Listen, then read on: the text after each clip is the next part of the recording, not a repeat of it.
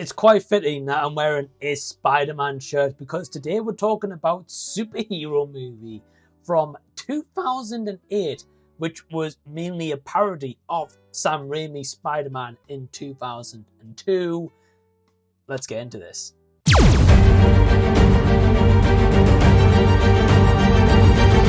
Hey everyone, welcome to the channel. Thanks so much for sparing your own time out to check out this video. What inspired this was recently on the channel, at the time of this video, I did a live stream of Not Another Teen Movie, which was chosen by you guys. And I checked out the spoof movie and I was like, okay, well in 2025, it doesn't really hold up that well. So with that in mind, I remembered about superhero movie. It was on the front page of Amazon Prime, and being a big fan of Drake Bell, I was curious to know if this movie from 2008, which I checked out pretty much at the time of its release, still held up in today's standard 17 years later. Few things you guys need to know. This went into production on September 17th of 2007 and it released in March 28th of 2008. So it had a very small window of production and release time. It had a budget of $35 million roughly, and it went on at the box office to make $73 million, which, especially in 2008 period, was a box office success, although it opened to mainly negative reviews. The director is Craig Mazin, and if you've never heard of this guy, he hasn't done a whole lot of works. He's mainly done more writing than directing. But currently, he has wrote the TV series Chernobyl, and he's also currently the writer and director of The Last of Us TV series. So this movie definitely did not ruin his career. So I just really like the journey that he made a spoof movie, and now he's directing one of the hottest TV shows currently in TV today, right? So very interesting contrast. And our main star is Drake Bell, of course, coming off the success of Drake and Josh, along with a few other various projects along the way, like College was another one around that time that he starred in. And what is superhero movie all around, right? Well, it's a spoof movie, of course, but it's focused on the character of Rick Riker, played by Drake Bell. And his character, again, spoofing Spider-Man of 2002 primarily, along with some other features as well. He goes to a science museum, a bit like Peter Parker does in Spider-Man. While he's there, he gets bit by a dragonfly. Of course, this makes him loopy, drowsy, he's out for days on end. When he wakes up, he discovers that he's got dragonfly spider-like powers, and he's got to take down the villain of this movie, who is the Hourglass, played by Christopher McDonald, who you may know as Shooter McGavin from Happy Gilmore, and essentially save the day and save the city. Along the way, of course, trying to get the girl of his dreams, who is Sarah Paxton, who plays a character of Jill Johnson. Okay, so the question is, and what you guys mainly come to this review for, how does this hold up in 2025? In today's standard, where the jokes are different, some things in this movie or in this time would not fly today. Does that hold up for a superhero movie? Yes, to an extent. So let's get some positives out the way. Firstly, I remember when this movie came out, it was in 2008, as I said, that had a promotional song of Drake Bell's superhero song. Now, I remember this song very vividly, and I remember it being an absolute tune or a banger, whatever you want to call it. And this song would be on repeat constantly on my MP3 player at the time. I loved it. Believe it or not, when it come to checking out this movie beforehand, like just the day before, I was like, superhero song, wow, I've not heard that in so long, and I forgot pretty much the lyrics entirely. So the song came to me as a refresher, and I was like, yeah, this is a jam. This is the one I want to put on my Spotify playlist, which I did immediately. So definitely the promotional song. I mean, I'm not surprised that this maybe lured people in, especially again as Drake Bell had this fandom of the Drake and Josh primarily at the time, and it is a really fun and great song. Musically and lyrically, Drake Bell is great, right? If you haven't listened to his songs, I implore you to do so, because he really is an underrated talent. in that field. Now, the positives: Leslie Nielsen, who plays Albert Riker, who is the uncle of Rick Riker in here. I mean, Leslie Nielsen can't do no wrong. He's a charm, a delight. He provides a lot of the comedic moments, especially one scene with a nail gun that still got a chuckle out of me.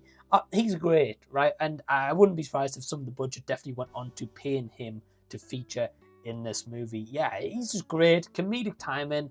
I don't think there's anyone like Leslie Nielsen, and he just proves that in even a spoof sort of movie.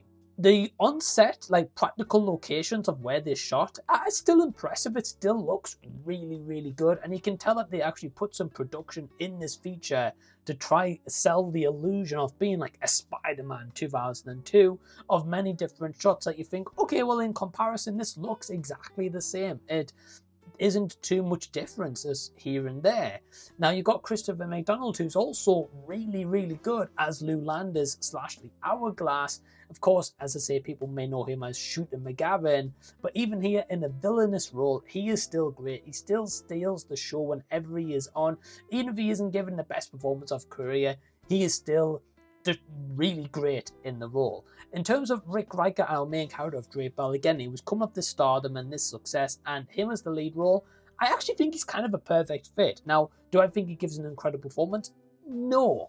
At the end of the day, he's in a spoof movie, so you're not, going to be given terrific performances. But I think for what they needed him to do and to sell this illusion of being the superhero, I think he does fit the character pretty well. I was really surprised to see some cameo appearances here for the likes of Kevin Hart. You got Tracy Morgan, Regina Hall, Pamela Anderson.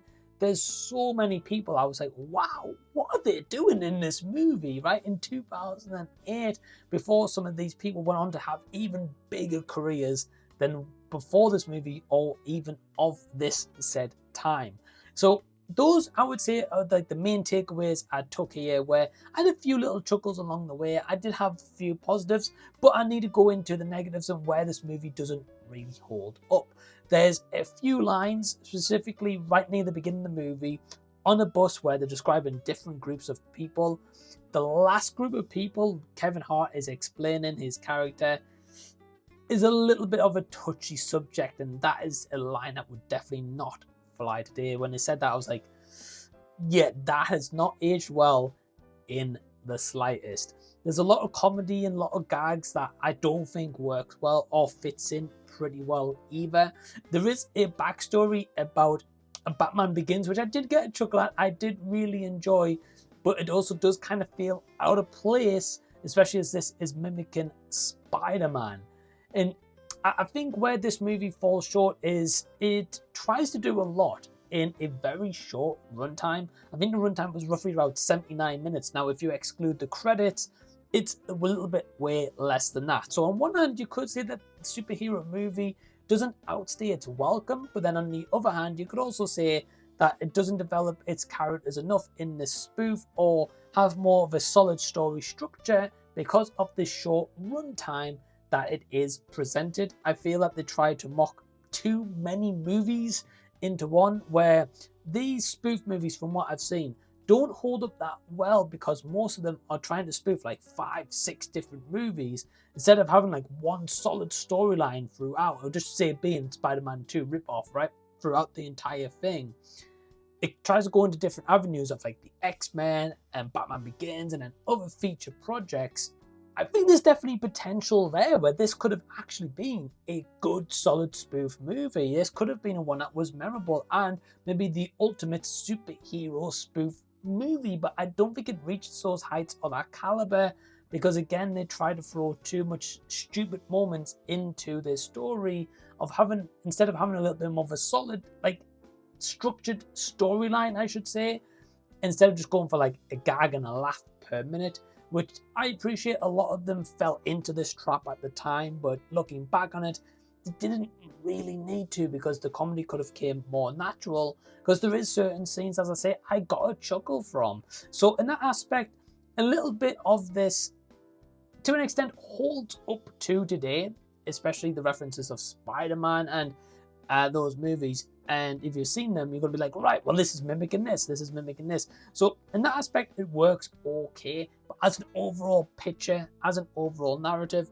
it's lacking substance, it's lacking character development, it's lacking a structured story and building the gags into that. It's more like full gags and then a story a little bit on top. Doesn't fully work. So I would give it a 2 stars out of 5. But have you seen superhero movie? Has this review maybe inspired you to check it out? Well, let me know down below in the comment section. And if you'd like me to have more kind of discussion type videos like this on spoof movies, I should say, and if they hold up in 2025, let me know down below in the comment section. And also give me some suggestions of ones you'd like to see me cover here on the channel. Now, in the meantime, if you haven't seen my videos on these topics, well, hey, click over here, have yourself a bit of a deep dive. Till the next time I see you guys, I'll be seeing you later.